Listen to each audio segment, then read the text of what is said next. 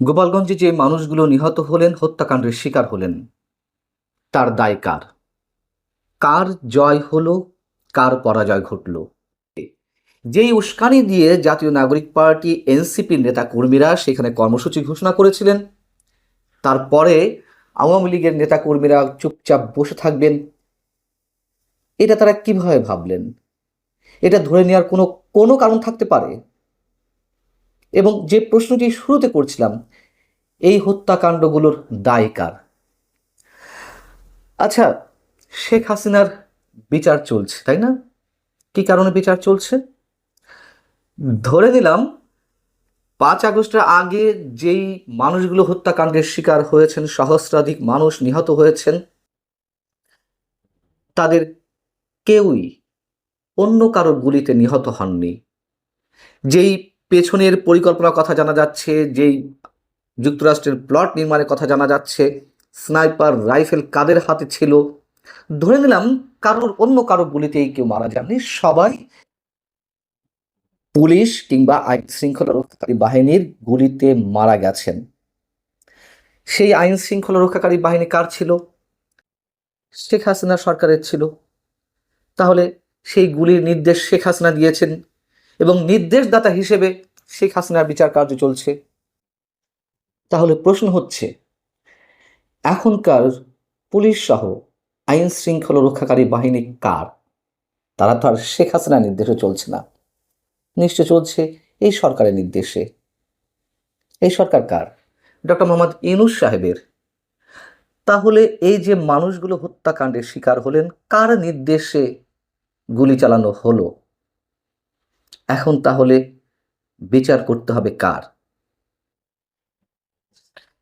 যে মানুষগুলো নিহত হয়েছেন সেই নিহতর খবর আমরা দেখলাম সন্ধ্যা 6:30 7টা পর্যন্ত কোনো গণমাধ্যমে এ সংক্রান্ত কোনো খবর নেই, কোনো অনলাইন পোর্টালে নেই, কোনো টেলিভিশন চ্যানেলে নেই। সন্ধ্যা 6:30 7টার দিকে একযোগে অনলাইন পোর্টালগুলোতে নিউজ হলো যে গোপালগঞ্জে সংঘর্ষে 2 জন নিহত হয়েছেন। কালের কণ্ঠ 3 জন লিখেছে, হয়তো আজকের পত্রিকা 4 জন লিখেছে। আমরা যেটুকু খবর পাচ্ছি, নিহতের সংখ্যা সম্ভবত এর চেয়ে আরও অনেক বেশি।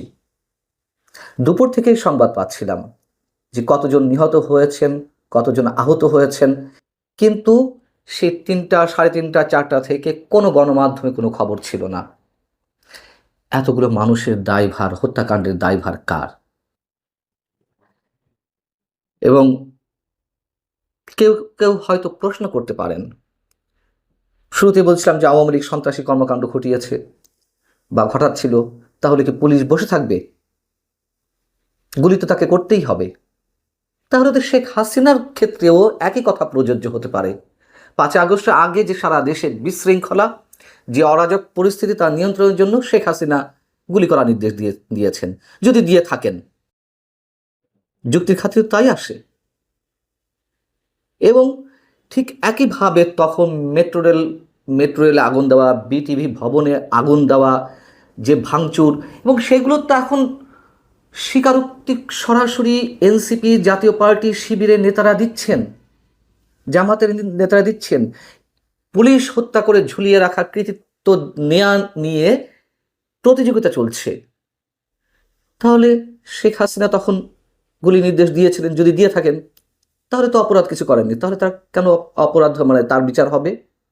আর যদি বিচার হতেই হয়, তাহলে 16ই জুলাই যে হত্যাকাণ্ডগুলো ঘটল, আমরা স্পষ্ট দেখলাম যে গুলি করা হচ্ছে আইন শৃঙ্খলা রক্ষাকারী বাহিনীর পক্ষ থেকে। বিচার কি হবে এইগুলোর? যেমনটি আমরা প্রশ্ন তুলেছিলাম 16ই জুলাই, ঠিক 2024-এ আজকের এই দিনটিতে আবু সাইদ হত্যাকাণ্ডের শিকার হয়েছিলেন, তাকে পুলিশ গুলি করছে, রাবার বুলেট ছুটছে, তখন তো আমরা পুলিশের বিচার দাবি করেছিলাম। এবং সেই বিচারের সূত্র ধরে, মানে দাবির সূত্র ধরে শেখ হাসিনার বিচারও অনেকে করছিলেন। সরকার একটি বিবৃতি দিয়েছে, ঠিক 5 আগস্টের আগে শেখ হাসিনা সরকারকে যেভাবে দায়ী করা হয় যে এইভাবে মানুষ মরছে, সেই সম্বন্ধে একটি কথাও উল্লেখ করা হচ্ছে না সরকারের বিবৃতিতে। শুধু মেট্রো রেল কিংবা বিটিভি ভবনে গিয়ে শেখ হাসিনা কাঁদছেন, তাও তো সেখানে আবু সাইদের কথা উল্লেখ করেছিলেন তিনি যখন সম্ভবত বিটিভি ভবনে গেলেন ক্ষতিগ্রস্ত বিটিভি ভবন পরিদর্শন করতে। কিন্তু সরকার যে বিবৃতিটি দিয়েছে সেখানে তো এই হত্যাকাণ্ড নিয়ে একটি শব্দও নেই। যারা নিহত হয়েছেন তাদের উদ্দেশ্যে কিছু বলেনি। এনসিপি মার্চ টু গোপালগঞ্জ ঘোষণা দিয়ে যে সমাবেশ বা সভার আয়োজন করেছিল, তারা কি মনে করেছিল যে গোপালগঞ্জ তারা দখলে নিয়ে নেবে, খুব সহজে গোপালগঞ্জে সভা সমাবেশ করে চলে আসবে, এর মধ্য দিয়ে তারা প্রমাণ করতে পারবে যে গোপালগঞ্জ তারা স্বাধীন করে নিয়েছে? এই ধরনের পরিকল্পনা ছিল? মানে গোপালগঞ্জে যারা আওয়ামী লীগ ছাত্রলীগ করেন 90 থেকে 95% মানুষ, তাদের সবাইকে আন্ডারমাইন করেছিলেন, করাটা কি ঠিক হয়েছে? তারা কি মনে করছেন যে তাদের খুব বিজয় হয়েছে, আহ, খুব সহজে মানে অন্তত সমাবেশটি করতে পেরেছে, তারা গোপালগঞ্জের বুকের উপর দাঁড়িয়ে বলতে পেরেছে যে মুজিববাদ মুর্দাবাদ, মুজিববাদ নিপাত যাক, এটি তাদের বিজয়? খুব সাহসিকতা দেখিয়েছে। এতই সাহসিকতা দেখালো যে তাদেরকে ফিরতে হলো সেনাবাহিনীর ট্যাঙ্কের মধ্যে লুকিয়ে।